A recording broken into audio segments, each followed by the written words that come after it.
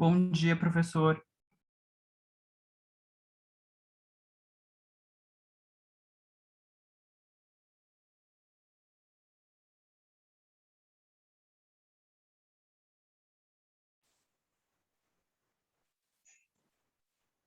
Vamos lá, pessoal. Vamos iniciar um pouquinho antes, seria na hora correta, né? De qualquer maneira, vamos dar um pouquinho mais de consistência à nossa aula, no sentido já de antecipar alguns temas aí.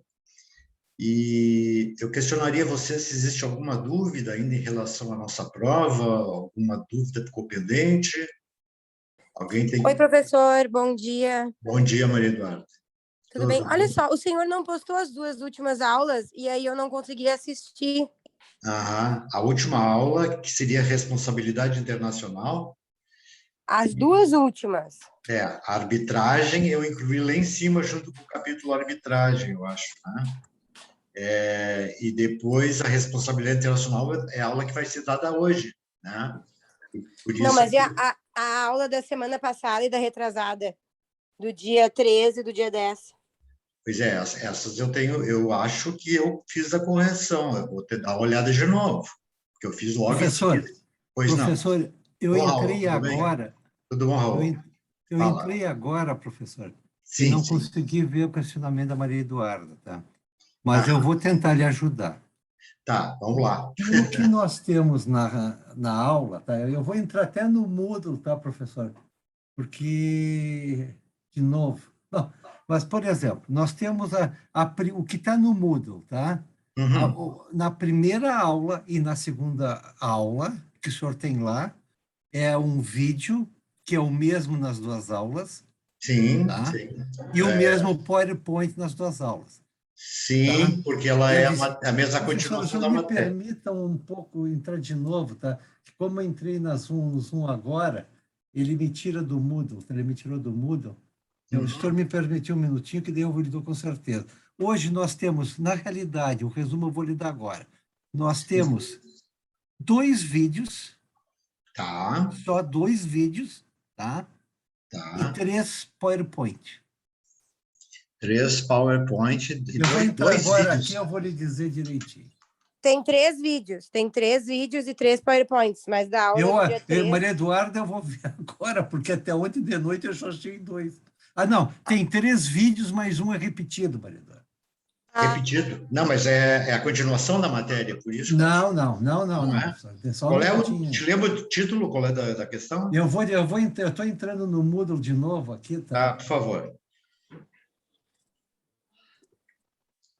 É só, professor, que eu não localizei a aula da semana passada e da retrasada, que é do dia 13 também e do dia não, 10. Maria Eduarda, eu também não localizei. Não, ali eu tenho posto na última aula e está, acho que só o... Professor, só slide. Professor, né? Aula 16 no Moodle. 16. Consta o slide. Solução pacífica de conflitos internacionais. Tá. E o vídeo, solução pacífica de controvérsias internacionais. É a mesma coisa. Tá? Perfeito. Tá. Aula 17. Sim. Consta o vídeo Solução Pacífica de Conflitos Internacionais 2, que na realidade é igual ao 1. Então, vê bem, esse 2 a aula do dia 16, é o vídeo que está lá na aula de 16, repetido.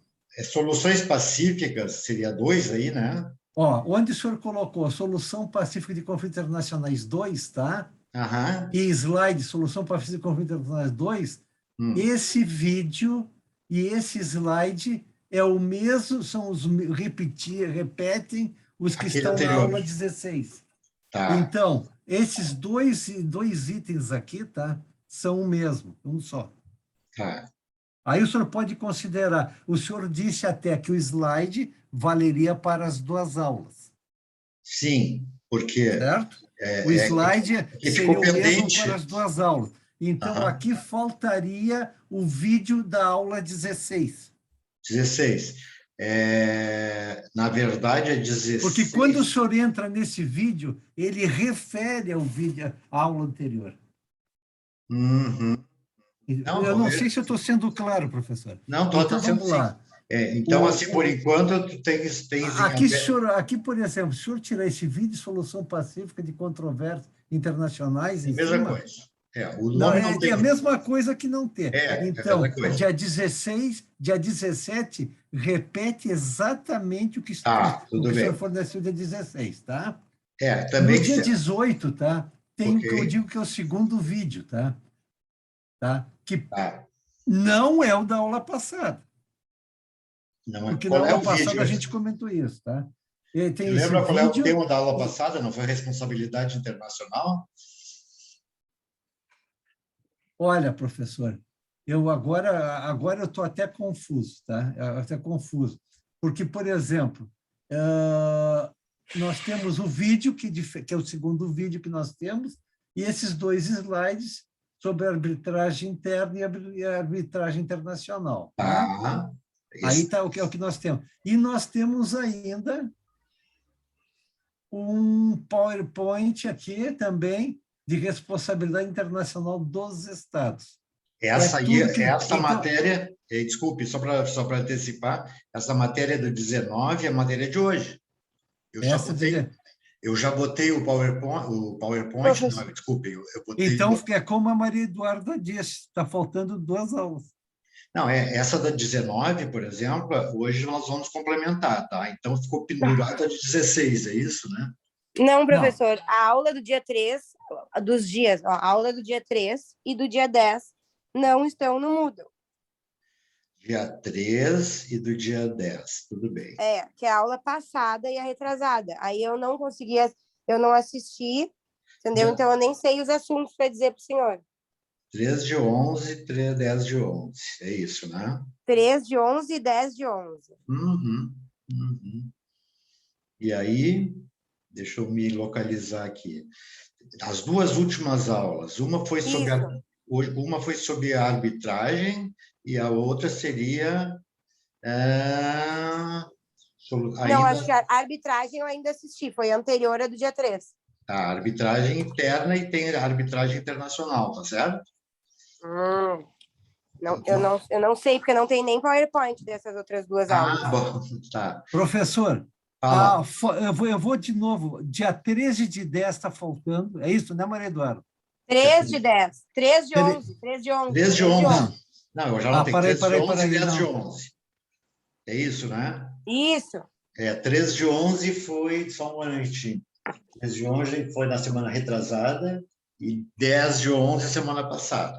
Isso. Tá. É isso que está faltando? Isso. Tá. Eu vou rever, isso aí eu devo ter incluído esse vídeo em outra turma, alguma coisa aconteceu aqui. Porque não tem nem PowerPoint desses dias. Tá bom.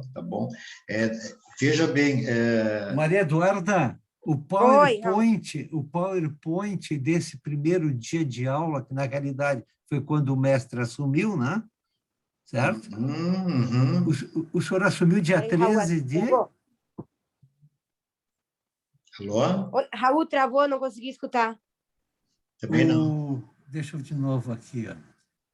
Maria Eduarda, professor, Fala. que dia o senhor assumiu a cadeira? Tá, foi em outubro, final de outubro. Dia né? 13 de 10. 13 de 10, tá. Essa aula não tem a videoaula, não tem o vídeo. Ué, não tem vídeo? Não tem o vídeo. 13 É de a aula 10. 16, professor.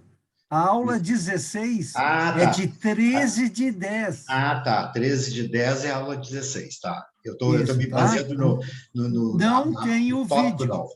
Tá. O vídeo que está lá é o mesmo vídeo da aula do dia 20 de 10. Então, vamos ver se a gente consegue agora. Esquece a aula por data.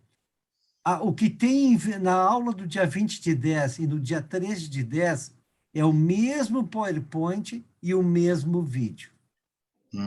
Dia 13 e dia...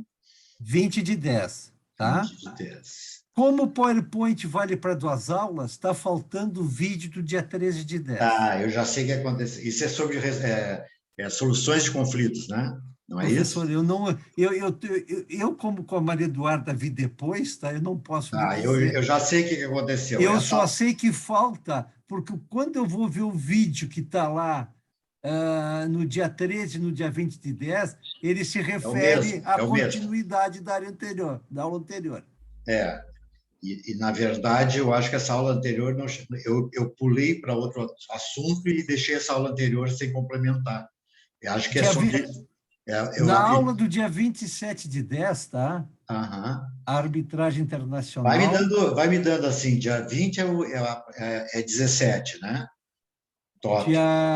Dia 20 de 10 é a aula 17, tá? E depois vem... Bom, até dia 20 a gente já está certo, né, professor? Está certo. Entre dia 13 e dia 20 está faltando a videoaula do dia 13 de 10. Vídeo. Tá. 13 de 10, tá bom. Bom, depois nós vamos para 27 de 10, que seria a aula 18.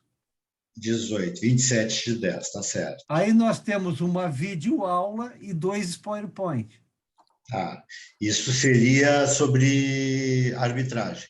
Arbitragem interna e internacional. Tudo bem, tá? Uhum. Bom, aí agora nós vamos... Aqui eu pularia para 10 de 11, professor.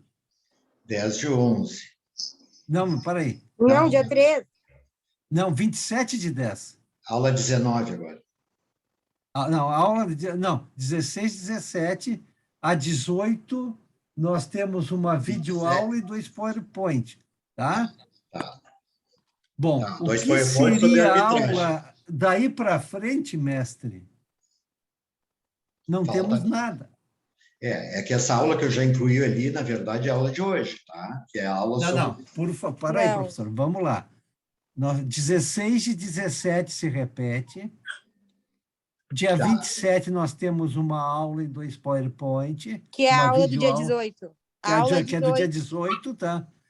Aula do dia 18 refere 27 de 10, porque é de 7 em 7 dias, né? Sim, certo? sim. Bom, a próxima pela Maria Eduarda seria dia 3, né? Sim, aí a 13 e 10 não tem nada. A 13 e 19 nós não temos nada. 3 aula de 10 e não, 19. A aula de... Vamos lá. A aula 19 de 3 de 10. 3 de 11. De 3 de 11, tá? Aula 19 de 3 de 11. Sim. E a aula 20 de 10 de 11, nós não temos nada. Aula 20 de 3 de 7, 8, 9, dia 10 de 11? Isso. A aula 20 de 10 de 11, nós não temos nada. A aula 19 a 20, nós não temos nada, professor. 19 a 20. Tá. Isso. Vamos lá. Aula 19, do dia 3 de 11, nada. Tá. E dia 20, a aula 20 de 10 de 11, nada. Tá bom. Isso. Tá, eu vou ter que consertar ali, então realmente... Então, quando o senhor falou sobre a prova, eu não sei nada sobre a prova, porque as 2 últimas aulas eu não consegui assistir, então eu me apavorei. De uma modo bem simplista para vocês, até porque a gente iniciamos atrasado essa aula, quase o professor Gustavo me pediu. Na verdade, eu consegui ministrar para vocês até agora, e vou terminar hoje, 3 pontos. Tá? Um ponto que se refere à solução pacífica de controvérsias, outro ponto que trata da arbitragem, e este ponto próximo, que é a responsabilidade internacional, certo? Estes 3 vocês obrigatoriamente têm, porque é o que vai cair na prova, tá? Professor, não temos, professor. O que não tem? Professor, veja bem, se na primeira aula nós não temos... Vê bem, olha bem, o que nós temos até agora, sem a aula de hoje, 3 PowerPoint e 2 videoaulas. Ponto. Bom, de qualquer maneira, eu fiz porque aí que eu também tenho a mesma preocupação, tá? Nós temos no Moodle praticamente só metade da matéria. Eu vou te pedir um favor, Raul, pode me ajudar aí nisso? Por favor. Tu pode me transcrever isso para o meu e-mail, ou para o e-mail particular, o privado, tá? Professor, vamos fazer o seguinte, professor, tá? Sim. A hora que o senhor quiser, tá? Uhum. Eu acho que é melhor... Não Eu tem quero como consertar isso escrever aí. isso. Eu quero Não resolver tem até a como a gente próxima aula. escrever, professor. Hein? Eu não sei se o senhor me entende. Não. Como é que eu vou escrever isso? Não. É bem objetivo. Vamos fazer o Assim. seguinte, vamos lá. Faltam as aulas tal e tal, PowerPoint, não, assim por diante. Pronto. Não, vê bem. Então, isso eu posso lhe dizer.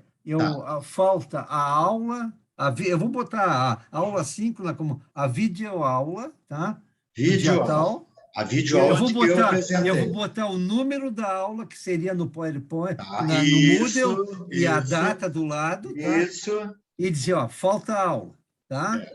Eu posso Aí na te... outra, tá completa, não falta nada, tá? Tá, Aí, isso. Na perfeito? verdade, se eu estou entendendo, está faltando 2 vídeos, é isso?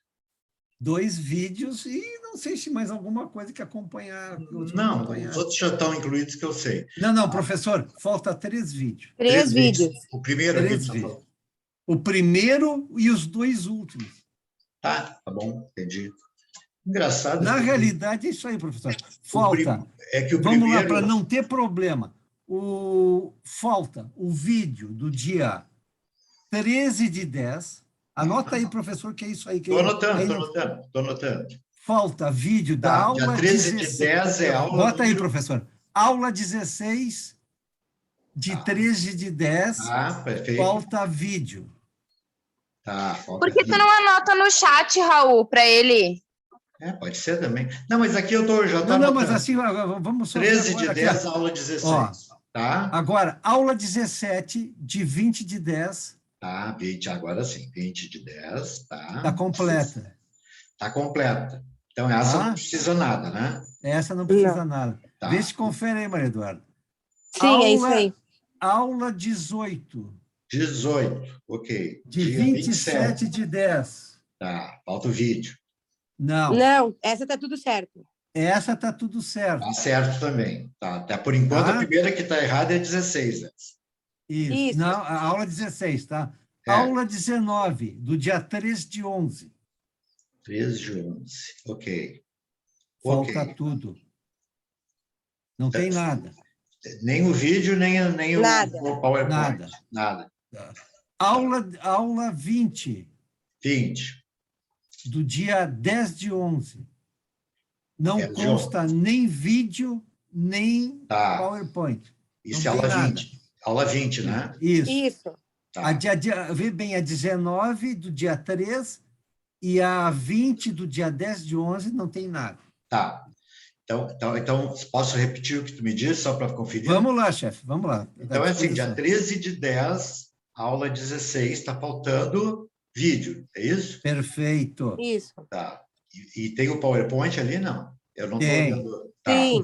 Tem o PowerPoint. Só o vídeo. Aula 17 está correta, aula 18 está correta. Sim. Aí vem para a aula 19, que é o vídeo e o PowerPoint, segundo você disse.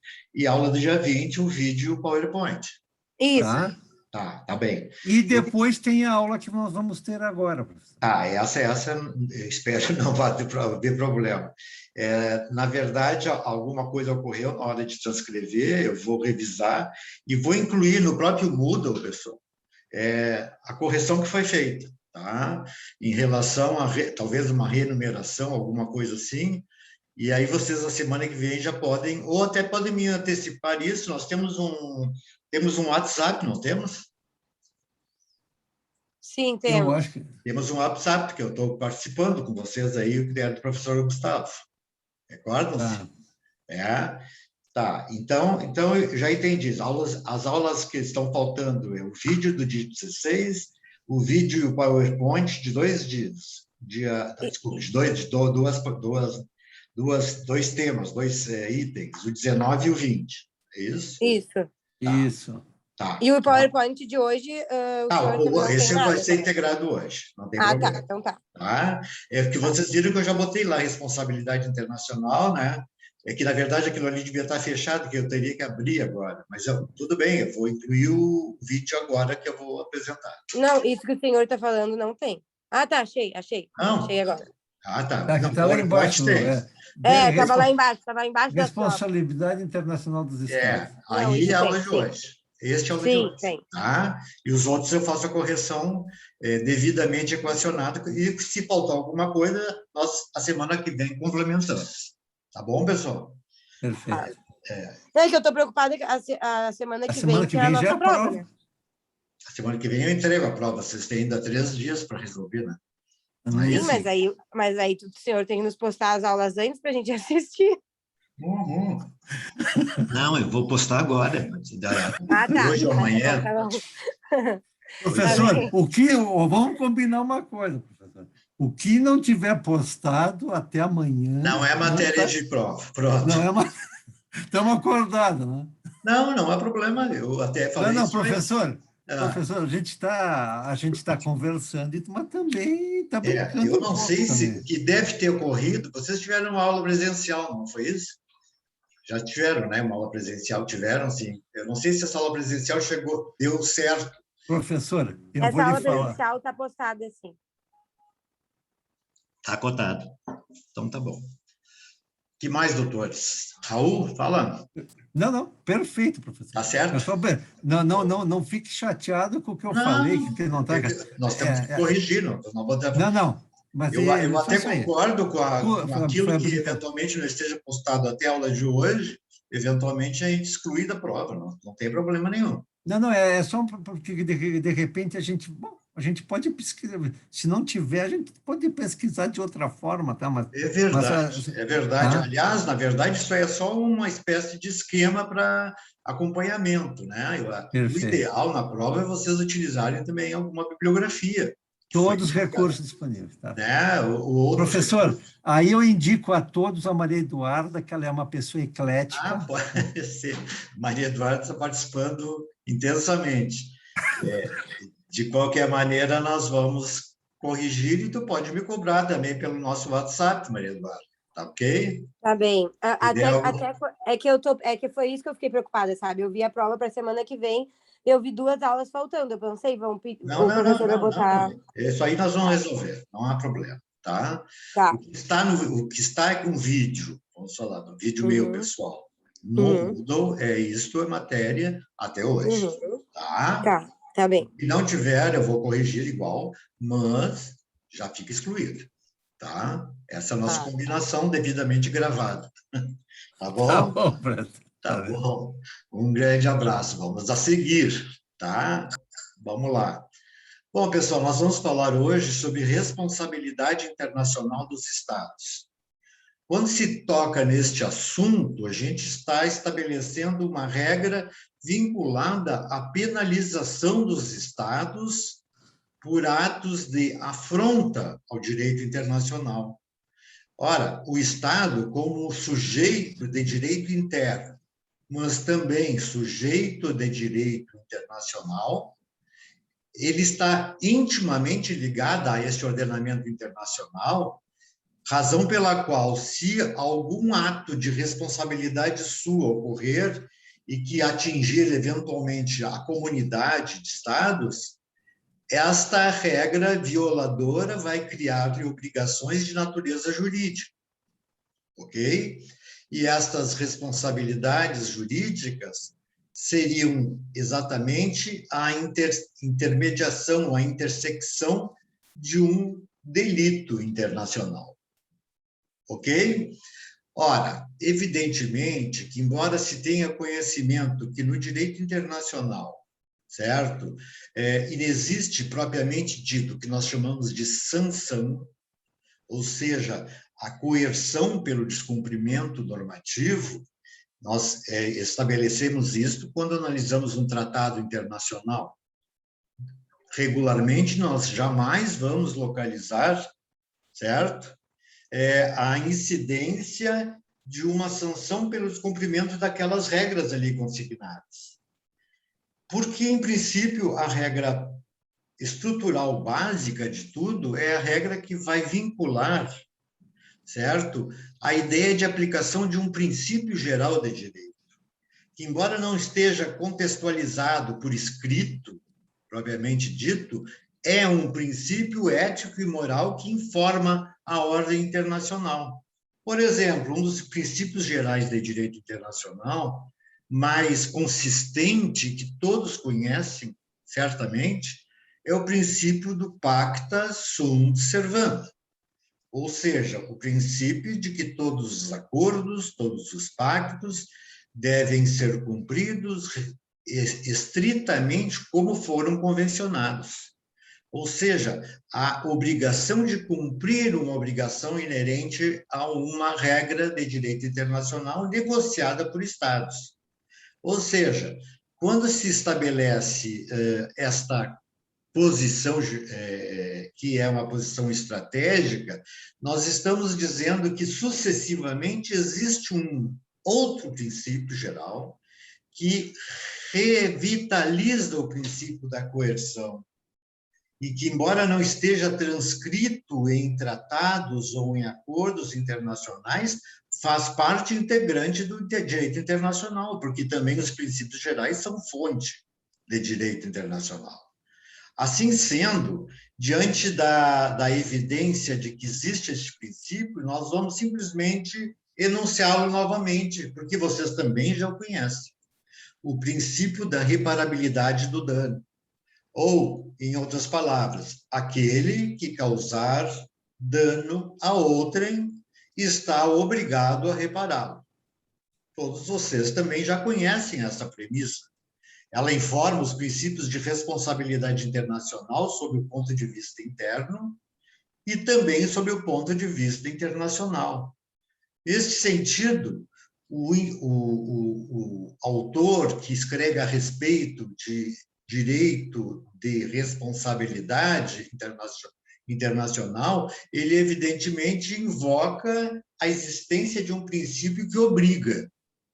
É um princípio que é superior e é eficiente em sua exigência. Assim sendo, todo o Estado que eventualmente for vítima de um delito internacional, vejam que eu não estou falando de mera infração, estou falando de um delito, um verdadeiro crime internacional, este Estado deverá resolver os seus conflitos através de meios pacíficos. Isso nós também já analisamos quando contextualizamos as questões vinculadas à ONU. Na verdade, todo Estado que ingressa na organização está obrigado, em princípio, embora isso não esteja previamente designado na Carta, a determinar-se como Estado amante da paz. Assim sendo, é um Estado que está renunciando o direito de guerra, renunciando o direito ao uso da força armada. E com esta pretensão de ingressar na organização, na verdade, ele invoca a concessão de uma espécie de procuração que é outorgada à ONU para que ela, se for o caso, na concepção da própria ONU, em que houve efetivamente o delito internacional, a própria ONU tome as providências cabíveis para reparar esta eventual vítima. Assim sendo, estes meios pacíficos, que nós estudamos um pouquinho antes, constituem-se, basicamente, em 3 pressupostos básicos. Os meios chamados de meios diplomáticos, os meios judiciais e os meios coercitivos. Na verdade, esses 3 tópicos envolvendo o tema vai vincular exatamente aquilo que é esperado de um Estado que sofra uma agressão. Ou seja, uma resposta pacífica para a solução do conflito, negociada, se for diplomático, deliberada acerca da decisão por um juiz ou um árbitro, como nós já vimos, enfim, que se concatene com a ideia de que o ato que o Estado vítima está tomando é no sentido de sua autodefesa, de sua autoproteção. Mas veja bem, esta autoproteção não pode ser ilimitada. Ela vai ser estendida até o momento em que a própria ONU venha tomar partido da questão e venha resolvê-la através dos meios adequados, inclusive, se for o caso, da determinação de uso da força.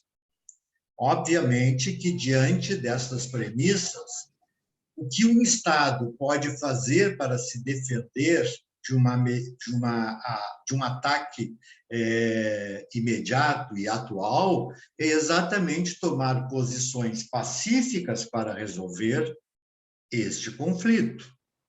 Se for uma questão política, utilizando-se dos meios diplomáticos, né? Utilizando-se da negociação entre as partes, utilizando-se de uma intervenção eventual de um terceiro que vai congregar, ok?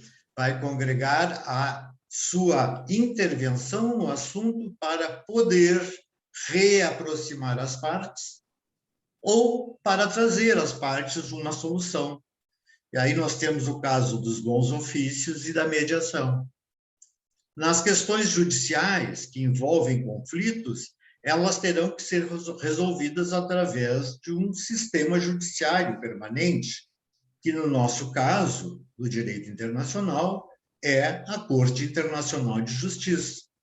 Ou, de modo contrário, a utilização daquele método alternativo que tem sido empregado comumente no direito internacional, maiormente no direito internacional privado, certo?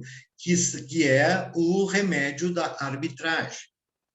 Assim sendo, restaria a nossa análise ainda os meios coercitivos de solução de conflitos internacionais. Se eu bem me lembro, pessoal, me parece que este assunto eu releguei um pouco para entrar no assunto arbitragem. Mas veja, os meios coercitivos são estruturalmente, e me corrijam se eu estiver errado, são estruturalmente, em primeiro lugar, a retorção e as represálias. Estou correto? Vocês analisaram isso comigo? Porque me parece que eu releguei, por isso que deve estar faltando esta aula, certo? Mas eu vou fazer o seguinte, vamos complementar, sem nenhum problema. De qualquer maneira, estes meios chamados coercitivos são métodos empregados com uma aparente imposição de força, que, na verdade, são formas de pressão contra o Estado infrator. Uma forma de impor-lhe o cumprimento de uma obrigação que é a obrigação de se autodefender. Assim sendo, quando se fala em retorção, na verdade, nós estamos falando de um ato de legítima defesa. Este ato de legítima defesa é aquele que faz com que o Estado tome providências imediatas contra o seu agressor, né? Através dos mesmos métodos e dos mesmos meios e processos que foi determinada pela agressão. Ou seja, há uma identidade, olho por olho, dente por dente. E assim sendo, existem, na verdade, apenas 3 tipos de retorção. O primeiro dos tipos de retorção está inserido, pois não? Está inserido na evidência de que há, por exemplo, a sobretaxação de produtos que um Estado impõe a um outro Estado. Ora, esta sobretaxação de produtos importados ou de produtos exportados, na verdade, ela é perniciosa perante o direito internacional, porque ela limita o direito de livre concorrência do Estado, né? Ela ilide o livre comércio do Estado. Ela, na verdade, impede que este Estado adentre no Estado que impôs a sobretaxação, taxas, tributos, etc. e tal, sobre determinados produtos. E veja, a retorção autoriza, nestas hipóteses, que o Estado vítima tome providências contra o Estado agressor na mesma moeda, na mesma medida. eventualmente aqui intervindo ou reestabelecendo também a ideia de uma sobretaxação sobre os produtos do Estado agressor. Em segundo lugar, nós temos o bloqueio de navios mercantes em águas e portos estrangeiros. E este bloqueio é uma definição de um ato de resposta também a uma agressão prévia. Algum tempo atrás, um navio brasileiro, mercante, foi aprisionado nas águas territoriais ou nos portos europeus sob a argumentação de que havia a comercialização de produtos piratas. Esta comercialização, na verdade, se referia aos nossos genéricos, que, na verdade, estruturalmente, não podem e não devem, certo? Sofrer qualquer fórmula de retenção, porque, na verdade, esses genéricos foram feitos para resolver a questão brasileira, as dificuldades estruturais do povo brasileiro diante do alto preço dos medicamentos internacionais dos grandes laboratórios. Ora, a prática de aprisionamento já estava vinculada, então, à ideia de que aquilo era produto pirata, porque, na verdade, o Brasil não poderia estar exportando produtos genéricos, porque a autorização dada pelo Ministério da Saúde foi exclusivamente para a utilização destes dentro do território brasileiro. E, evidentemente, na hora que se extrai e se consolida a ideia de uma exportação desses produtos, isto é um ato infracional perante o direito internacional. Assim sendo, vejam que a reação do país vítima é proporcional ao dano causado também. E, por isso, ele corresponde ao direito de resposta imediata. E, em terceiro lugar, sob o ponto de vista ainda da retorção aqui, para que vocês entendam, com a letra S mesmo, não é errado, certo? Ou efeito retorsivo, no comprometimento ou na discriminação que um país faça a cidadãos nacionais de um outro país.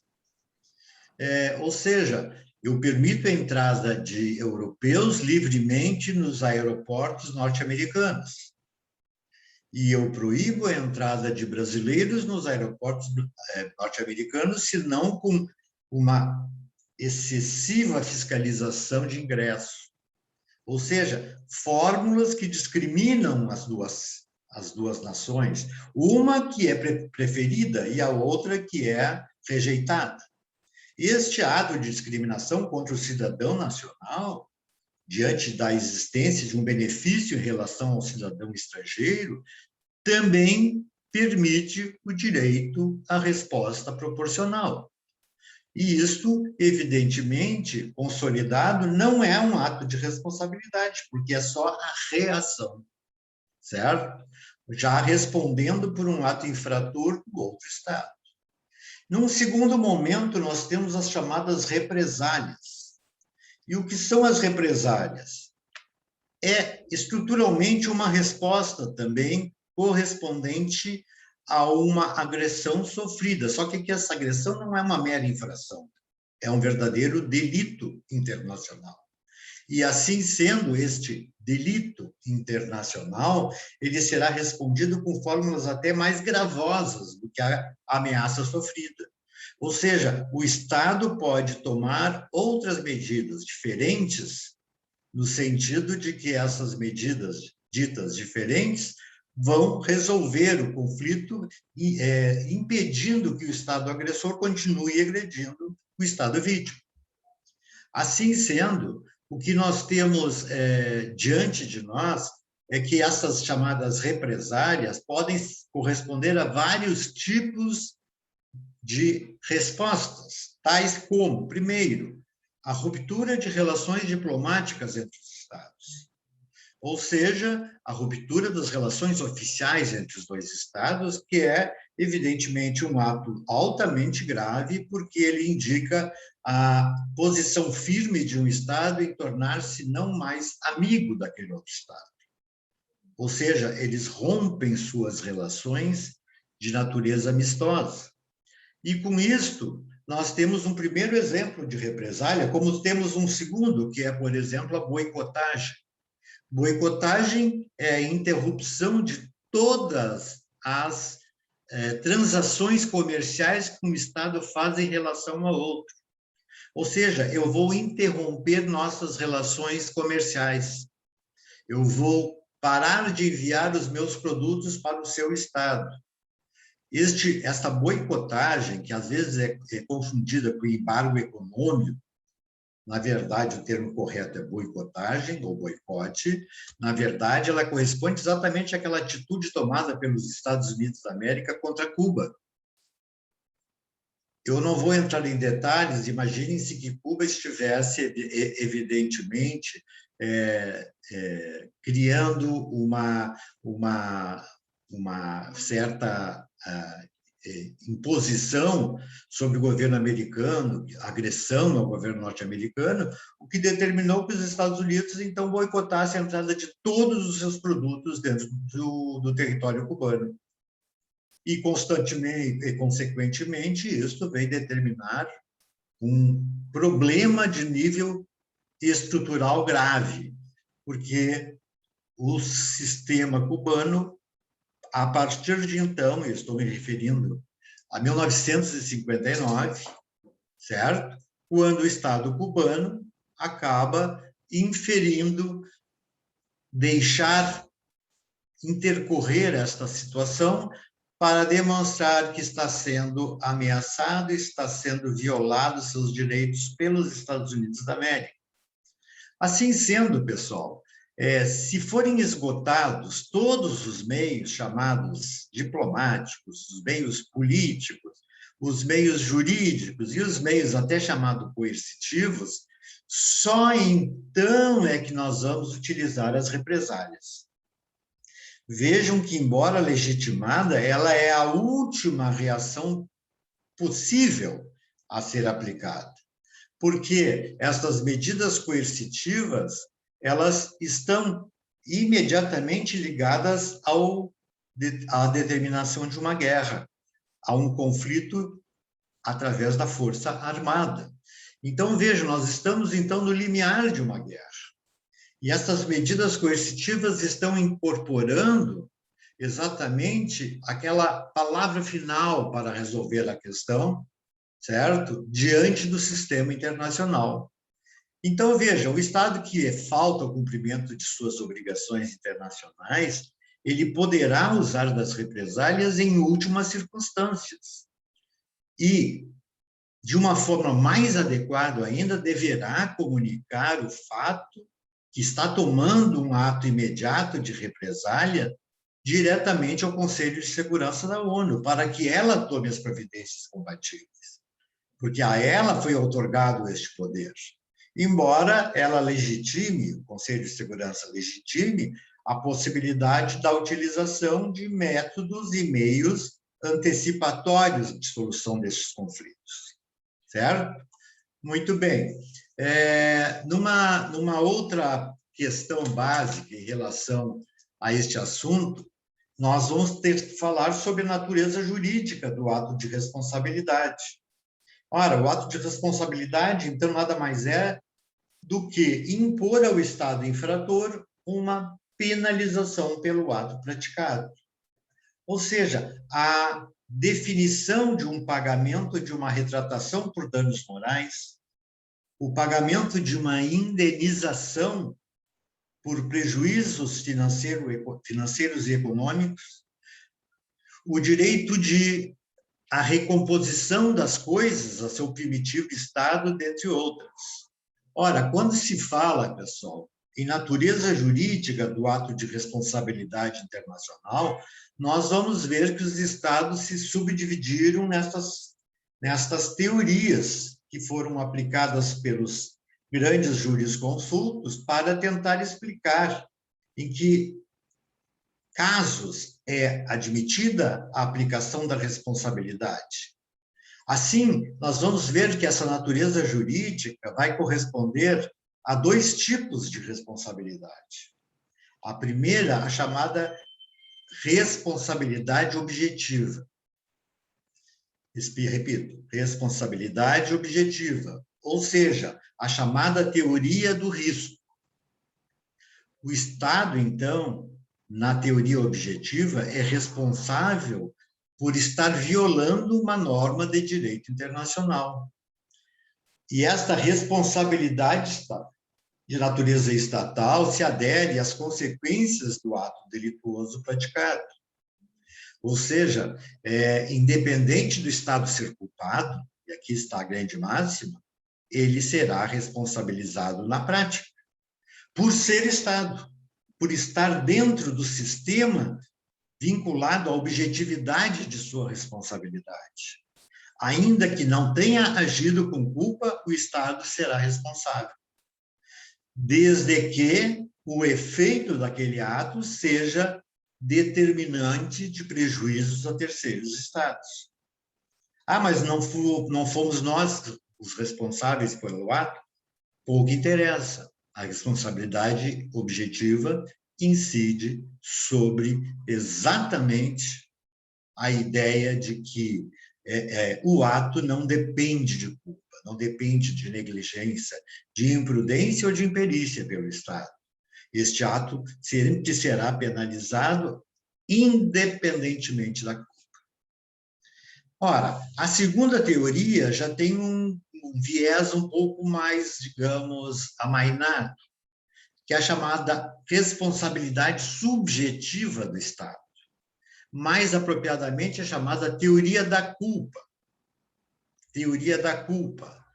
Pelo próprio nome, vocês já estão antecipando que, para que o Estado seja responsabilizado, ele deverá ter agido com culpa. Ora, essa responsabilidade dita subjetiva declara que o Estado, em princípio, não será responsável pelo ato ilícito se, quando ele viola uma norma de direito internacional, fez isto sem culpa, de natureza seja qual for. Ou seja, ele não agiu negligentemente, imprudentemente, imperitamente, e nem por dolo. Assim sendo, o Estado agiu e houve um resultado, e o Estado agindo, estabelecendo a responsabilidade pelo seu ato, por culpa, aí é que se configura a responsabilidade subjetiva. Ora, nós estamos diante de 2 teorias que se debatem na justificação da natureza jurídica do ato de responsabilidade internacional.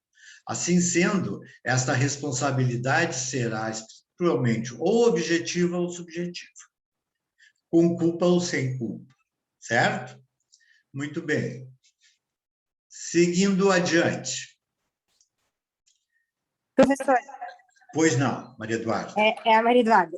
Não, Sim. é que eu saí porque eu fui olhar para ter certeza das nossas aulas e eu não tenho uma boa notícia, que a aula 18 do dia 27 foi presencial. Foi. E está postado uma aula que no Moodle está dizendo que é do dia 15 de novembro. Presencial. Eu anotei aqui no papel, aí eu vou mandar foto. Tá, tu me manda tudo, Maria Eduarda, por favor, tá? Tá. Me faz o favor que eu vou verificar isso. Se for necessário, ir até a PUC verificar isso. Muito bem, pessoal. Classificação da responsabilidade internacional. A responsabilidade internacional de um Estado, ela pode ser principal ou pode ser subsidiária. Ela será de responsabilidade principal quando o Estado envolve-se através de atos entendidos como atos integrados pelos seus próprios servidores, seus próprios agentes, os funcionários públicos, por exemplo. E, na verdade, estes sujeitos intervieram na condução de um ato de responsabilidade exatamente, certo? Sem qualquer autorização oficial deste Estado, sob o ponto de vista legal. Assim sendo, todos os serventuários do Estado, desde o poder executivo, o poder legislativo e o poder judiciário, todos eles congregam a ideia da responsabilidade que é principal. Eis que estes servidores são estruturalmente os próprios responsáveis pela maioria dos delitos cometidos, como vamos ver daqui a pouco. E temos ainda uma responsabilidade subsidiária. Professor, é aí. Lucas, por favor. Lucas, por favor. Professor, oi. Se aí entra o diplomata ou embaixador nesses casos ou não? Sim, todos eles indistintamente. Se um diplomata brasileiro no exterior começa um ato agressivo contra o Estado, vamos imaginar uma coisa bem grave, ele atentou contra a vida do chefe de Estado, este agente diplomático. Obviamente que isso é responsabilidade inteira do Estado, porque o representante diplomático, mais do que ninguém, é o responsável pela política externa do país, certo? Eles não se eximem de responder no local do cometimento do crime, mas eles responderão perante a ordem interna brasileira. É claro que, no caso de atentado ao chefe de Estado, isso tem outro viés. E muitas legislações autorizam, inclusive, a destituição dos privilégios e garantias de imunidade destes agentes para que eles sejam até mesmo penalizados dentro do sistema interno. Em geral, é o próprio Estado do qual ele originou-se, ou Estado acreditante, que a gente fala, eles vierem a ser responsabilizados por atos cometidos no exercício de suas funções. Isso é importante, no exercício pleno de suas funções. Alguma outra pergunta, Lucas? Ok? Não, era só. Obrigado. Outra questão importante, a responsabilidade subsidiária. Esta responsabilidade dita subsidiária, ela se origina de atos praticados sem também autorização governamental pelos súditos do Estado. Súditos do Estado é o povo em geral.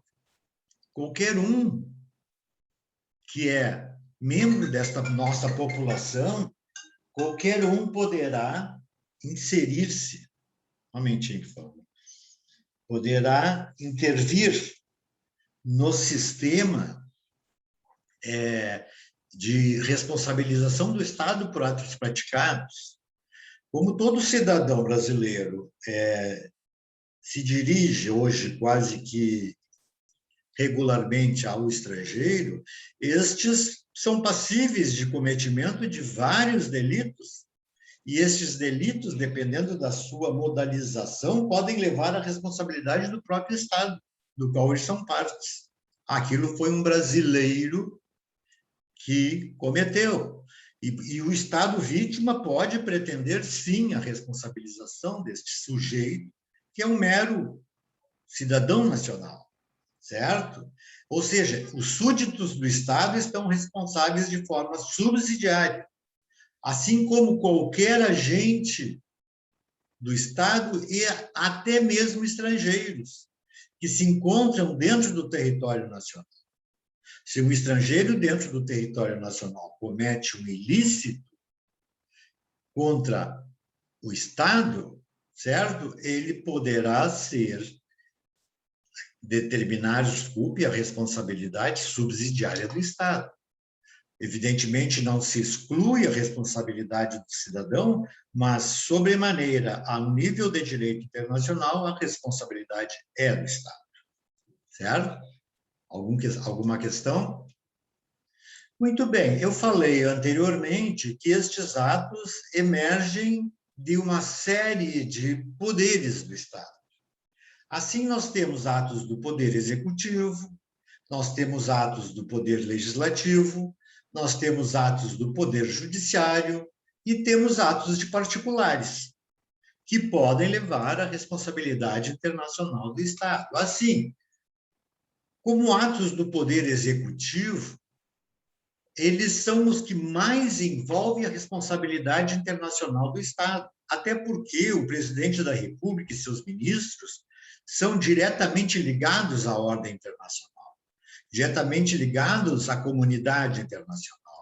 E qualquer afronta, até de natureza moral, pode determinar a pretensão de uma responsabilidade por ato do Estado. Assim, as concessões e os contratos internacionais feitos pelo Poder Executivo e não cumpridos. Vejam só, se estes atos, estes contratos forem estabelecidos diante de um chefe de Estado, chefe de governo, ou em nome do Estado estrangeiro, evidentemente que o seu descumprimento é ato de afronta à responsabilidade do próprio Estado. A existência de dívidas públicas contraídas com o Estado estrangeiro pelo Poder Executivo, atos que também incorporam a possibilidade de responsabilidade internacional do Estado.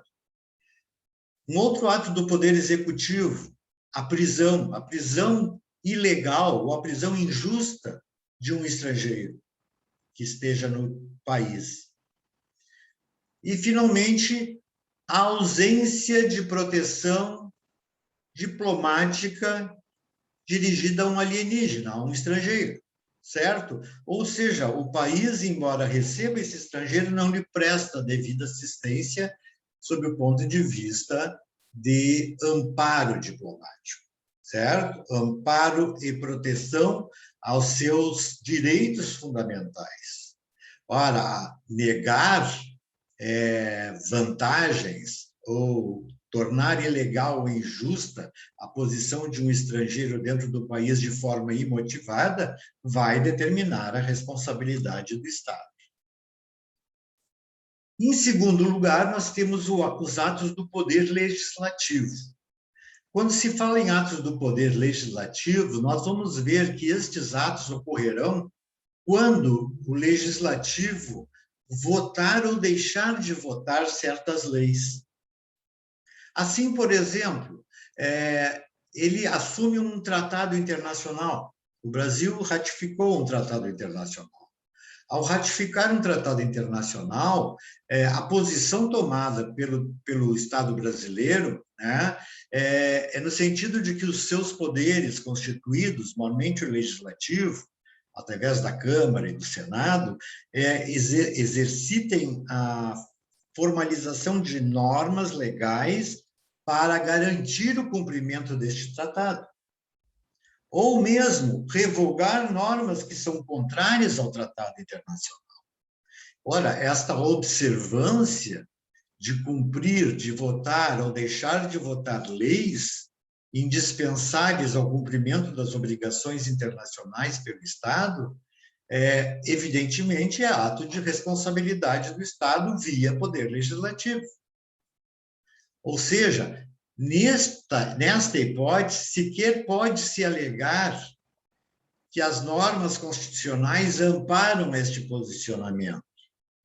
Se isto ocorreu contra um estrangeiro, a nossa Constituição, todos sabem, ela tem limites de aplicação até as fronteiras do território brasileiro. Adiante desse território, nós temos que nos tornar coerentes com as regras legais aplicadas por outro país. No que tange aos atos do Poder Judiciário, vamos verificar também que o Judiciário regularmente se envolve em atos que acabam sendo delimitados por atos de responsabilidade do Estado. Assim, apesar da independência dos poderes do Estado, na forma do direito internacional, violação significa, por exemplo, a falta de assistência jurídica ao estrangeiro. Ou seja, relegar um estrangeiro que aqui esteja domiciliado ao abandono jurídico. Dizer, não lhe concedo proteção jurídica. ainda que ele seja, por exemplo, pobre na acepção legal do termo. Isto é uma obrigação do Estado brasileiro e ela se extrai e se estende até o ato praticado pelo próprio estrangeiro. Outro exemplo de atos do Poder Judiciário são, por exemplo, as proibições ou os impedimentos no acesso aos tribunais por estrangeiros. Ou seja, determinadas facções, e aqui eu não estou nem me tratando de obrigação vinculada ao território brasileiro, porque eu não conheço a modalidade de negativa de prestação de atividade ou acesso aos tribunais estrangeiros. Agora, vamos ser bem sinceros, existe sim alguma xenofobia e existe por parte de vários juízes, inclusive, discriminação expressa contra o estrangeiro. Então, vejam, estas questões, mais as negativas das autoridades judiciárias de determinar uma sentença, ou seja, de nunca estar deliberando a questão de modo contrário ao direito internacional, aos princípios do próprio direito interno, isto é denegação de justiça. E se o juiz e o cidadão estrangeiro teve a sua justiça denegada, ele é sujeito passivo da responsabilidade do Estado e o seu Estado nacional poderá articular, dados os seus provimentos de proteção diplomática, exatamente pleitear o ato de responsabilização pelo Estado. Finalmente, os atos dos particulares. Os atos dos particulares é aquele que define que ao Estado compete conceder um mínimo de direitos ao estrangeiro, ao menos aqueles direitos essenciais, fundamentais, que são os que estão consubstanciados no artigo 5º da Constituição Federal. Estes mínimos direitos não podem sofrer qualquer tipo de omissão ou exceção. Mormente, quando violar, então, repito, os direitos humanos e as liberdades fundamentais. Ora, deixar de atender ou de conceder ao estrangeiro estes direitos é um ato que pode partir de um particular dirigindo-se ao estrangeiro que eventualmente seja preterido dentro do sistema nacional. Pessoal, como é que se encaminha um pedido de responsabilidade internacional?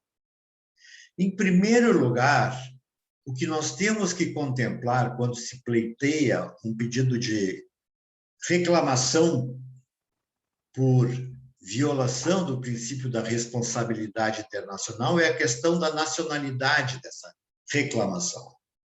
Esta reclamação dita internacional partiu de que Estado? Quais os danos foram causados? Estes danos atingiram particulares? As vítimas do fato são nacionais do Estado reclamante? Ou estão sob a sua proteção diplomática? Vejam que todas estas circunstâncias estão a determinar que tenha que haver este nexo entre causa e efeito. A causa determinada por um ato agressivo de um Estado contra outro, que é direcionada a particulares, ainda que eles estejam constantes do direito à proteção diplomática do seu Estado nacional, ou forem simplesmente vítimas do Estado reclamante. A melhor doutrina refere que tal situação deve prevalecer na reclamação, até a decisão final. Ou seja, se o juiz suspende, ou concede, ou elimina, ou extingue certos direitos, esta situação deverá prevalecer até o momento em que se determine uma sentença que tenha efeitos terminativos daquela reclamação. Veja, então, que se o indivíduo muda de nacionalidade, é forçoso que o Estado da nova nacionalidade venha prosseguir na sustentação daquela lide. Ah, mas o atual governo era contrário às diretrizes do antigo governo. Não há nenhum envolvimento entre antigo e novo governo. As diretrizes, a delimitação da questão é que se o Estado, se o cidadão que causou, certo, ou vitimou o Estado, for determinado a renunciar à sua nacionalidade, essa nova nacionalidade que ele assumiu deverá responsabilizar-se pelo ato. Caso que o Estado de sua nacionalidade originária não o fizer antes. Invariavelmente, não se posterga a decisão para o Estado de nova nacionalidade, mas se continua, pelo princípio da continuidade do Estado, a processar, a reclamar contra o primitivo Estado. Porque o ato de renunciar à nacionalidade e obter uma nova, evidentemente, é uma tentativa de evasão de responsabilidades. Muito bem. Quando nós falamos em responsabilidade internacional, assim como no direito penal nós temos excludentes de culpabilidade, também no direito internacional nós temos fatos que determinam a não responsabilização por excludência da responsabilidade internacional de um Estado. E quais são os atos que determinam a não responsabilização do Estado, embora tenha havido um resultado danoso para o outro Estado? Em primeiro lugar, o que nós denominamos de ato de legítima defesa. Assim, situações em que o ato que foi infrator perdeu a sua característica, transformando-se num exercício de um direito, com a necessidade de imediata defesa contra agressão ou perigo iminente. Ou seja, a mesma conceituação do direito penal. Se você desfere em alguém um soco, você pode receber como reação proporcional um soco, e não um tiro. Evidentemente, a proporcionalidade de meios é requisito indispensável à legítima defesa. Muito bem. Por outro lado, um exemplo que nós poderíamos estabelecer lá de 1893, quando o governo brasileiro proibiu a entrada de imigrantes oriundos de países em que houvesse a chamada cólera morbo declarada, uma doença grave. E estes estados que declararam a incidência, né, da cólera morbo foram a Itália, a Espanha, a Alemanha e a Rússia. E o Brasil proibiu a entrada desses imigrantes. Esta questão, à época, foi levada ao STF.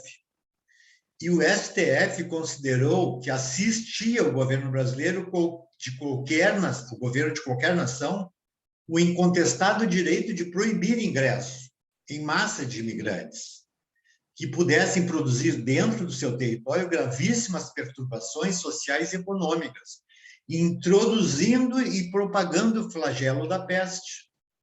Nesse sentido, descabe qualquer indenização, porque o Estado que assim agiu, certo? Ele agiu de maneira defensiva ou em legítima defesa de seus interesses.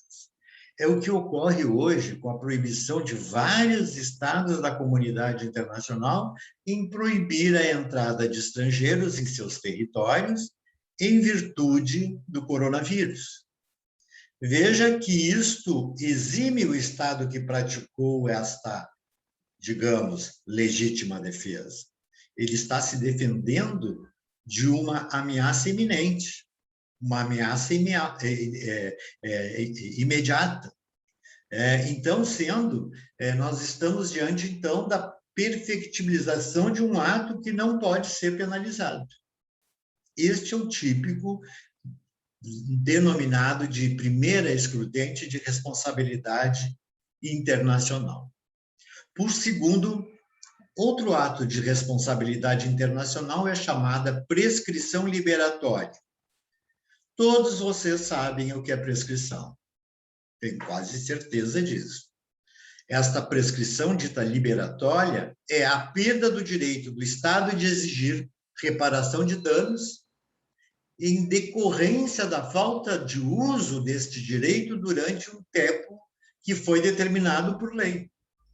Ora, eu posso exercer um pedido de reclamação com outro Estado até, por exemplo, 5 anos. Se eu não procedi nessa reclamação, a partir do 6º ano, este direito se encontra prescrito e, portanto, não pode ser argumentado como forma de responsabilização do Estado. Um exemplo clássico disto está estabelecido pelo Instituto de Direito Internacional, que, em 1925, adotou normas sobre esta matéria, estabelecendo que, na ausência de regras convencionais entre Estados litigantes, os limites da prescrição deveriam ficar ao arbítrio de um tribunal internacional, que viesse tomar conhecimento desta reclamação. Veja, a ausência de regras convencionais, nós não temos regras de direito internacional sobre prescrição. Até porque nós não temos um código de direito internacional privado. Assim sendo, da onde é que eu retiro a indução de que aquele pedido está prescrito? Eu vou retirar a partir da interpretação procedida por um determinado tribunal, certo? Internacional, que vai entender que aquele decurso de prazo tal foi tão excessivo ao ponto de determinar a prescrição do pedido. Nesta hipótese, o tribunal levará em consideração que a prescrição ocorre segundo as circunstâncias de cada um dos casos. Temos que analisar particularmente cada caso. Com a origem pública ou privada da reclamação, o caráter contratual ou delituoso dessa responsabilidade. Veja que vai depender, então, a arguição de prescrição de uma interpretação incontestável por parte da Justiça Internacional. Repito que este assunto é controvertido porque envolve aplicações também de direito interno.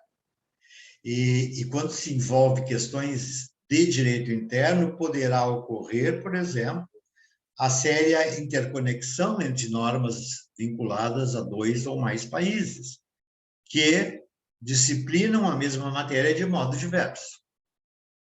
Ok. Diante dessas premissas, nós temos ainda que falar da teoria da culpa, aquela que exime por ter sido praticado, que não exime quando foi praticado por culpa. A teoria da culpa exclui a responsabilidade internacional do Estado pelo ilícito que praticou, quando sempre que o lesado tenha procedido de tal forma que possa ser considerado culpado pela prática daqueles atos que lhe provocaram os danos de que foi vítima. Exemplo, o caso do barco canadense, nome do barco, I'm Alone, eu estou sozinho, que se dedicava ao contrabando de bebidas alcoólicas. Veja, um barco canadense que se dedicava ao contrabando de bebidas alcoólicas, que foi posto a pique em 1935 pela Guarda Costeira norte-americana. Ante as exigências de indenização por parte do governo canadense, na reparação de danos materiais, danos contra a vida, indenizações pela morte, entre outros fatos, o governo canadense pretendeu uma indenização do governo americano por responsabilidade internacional. Nós vamos verificar que essa responsabilidade não foi consolidada, porque a questão, neste caso concreto, foi entregue a uma comissão de arbitragem. E esta comissão de arbitragem era constituída pelos 2 países interessados. Ou seja, os árbitros eram oriundos do Canadá e dos Estados Unidos. O que essa comissão de arbitragem deliberou? A comissão concluiu que era indevida qualquer forma de indenização pela perda do barco ou de seu carregamento. Vejam que nós estamos falando do período em que havia a proibição flagrante de uso de bebidas alcoólicas pelo governo norte-americano.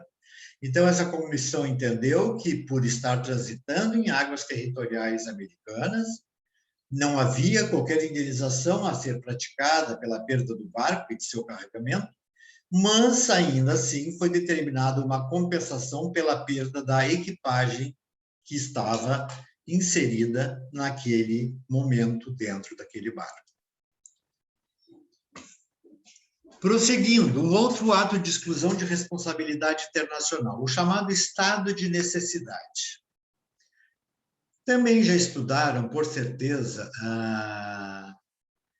que analisar a questão relativa ao estado de necessidade lá no direito penal.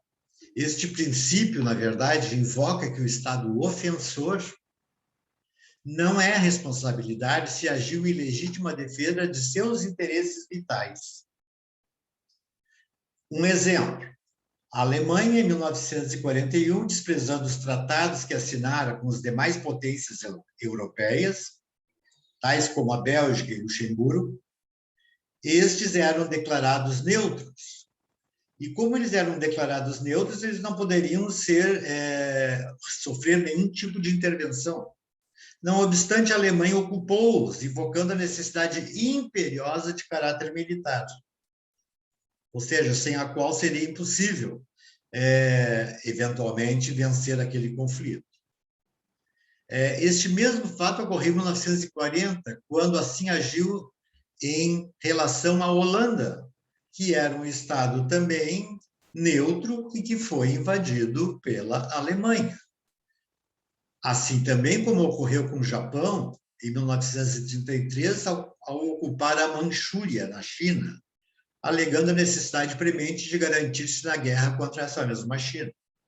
Ora, esses argumentos de estado de necessidade, voláteis, como se demonstraram, eles são argumentos que, muitas das vezes, são argumentos que se mostram absurdos, indispensáveis à argumentação colocada. Assim sendo, a melhor doutrina refere que esta excludente não deve ser aplicada, ou seja, o estado de necessidade, porque se trata de um elemento negativo de sustentação de um direito que não pode subsistir face a outro direito que se impõe. Nós temos, então, excluído o estado de necessidade, até porque ele foi reiteradamente utilizado de modo indevido. Ora, como nós temos aquela premissa que nós conhecemos lá do direito penal, que uma ambulância pode transitar entre a residência do paciente até o hospital em alta velocidade, sem as devidas cautelas determinadas pelas leis de trânsito, nós sabemos que esta cautela, esta circunstância, é justificável diante da manutenção de vida daquele sujeito. Então, vejam, isto seria consolidado como estado de necessidade e não o que foi alegado naquelas invasões praticadas durante a Segunda Guerra Mundial. Mas uma e última excludente de responsabilidade é a chamada cláusula Calvo. Esta cláusula, usualmente utilizada em contratos com o governo de países latino-americanos, envolve o compromisso por parte de um estrangeiro de submeter aos tribunais locais reclamações que surjam na vigência do contrato, renunciando à proteção diplomática de seu país. Ora, pessoal, esta cláusula Calvo, que era incorporada permitindo que um estrangeiro pudesse ser submetido aos tribunais locais, certo? Por ato contratual, não encontra maior guarida na opinião dos doutrinadores. O argumento é de que a proteção diplomática dispensada ao indivíduo, mais do que um privilégio seu, é um direito conferido pelo direito internacional ao Estado, que o representa. Logo, não pode abrir mão deste. Ok? Muito bem. E vamos encerrando, então, estabelecendo alguns itens relativos à reparação dos danos. Em primeiro lugar, a reparação obedece a princípios de que todo ato ilícito deve ser reparado. Neste sentido, está configurado que o Estado deve promover todos os meios de reparação que possa oferecer as satisfações necessárias que o Estado lesado deixou de obter. A reparação não pode ser, por outro lado, inferior ao dano causado. Deve envolver o dano emergente e os lucros cessantes. Quanto aos danos materiais, então, inclui-se ainda os lucros cessantes. Quanto à reparação de danos não materiais, tais como ofensas à honra e à dignidade do Estado, a satisfação há que ser pública e variar de acordo com a natureza e a gravidade da ofensa. Como, por exemplo, as notas de pesar, a apresentação de desculpas, a destituição do funcionário responsável, as retratações de natureza moral, dentre outras. Por outro lado, a reparação não pode ser considerada uma punição propriamente dita, pois a responsabilidade internacional do Estado não tem caráter criminal, apenas e exclusivamente compensatório. Ok? Bom, pessoal, por hoje, estamos às 11h06 já. Eu agradeço a presença de todos. Eu, então, peço que estas questões que ficaram analisadas no início da aula vão ser superadas no transcurso de hoje, não mais tardar amanhã, e que as matérias serão devidamente condensadas ou justificadas frente à inocorrência de sua inserção dentro do Moodle, e vou estabelecer também alguns critérios para vincular a nossa prova. Alguma pergunta que gostariam de fazer, por favor? Algum questionamento? Não? Então, eu agradeço a presença de todos por hoje e espero, sinceramente, que a gente possa corrigir isso. Espero que a colega Maria Eduarda, né? A Maria Eduarda, então, me repasse esse material. Eu já coloquei ali no WhatsApp no nosso grupo. Tu botasse no WhatsApp. Muito obrigado, Maria Eduarda. Mandei no WhatsApp. Fiz um papel, na verdade, mas dá para entender. Eu fico em contato com você, através pelo WhatsApp também, para eventuais dúvidas que eu tiver, certo? Tá bem, qualquer coisa pode mandar mensagem direto para mim. Bem, agradeço a todos. Muito obrigado e até a Obrigada, próxima. professor. Eu que agradeço. Obrigado, professor, pela aula. Que isso. Tchau. Até logo.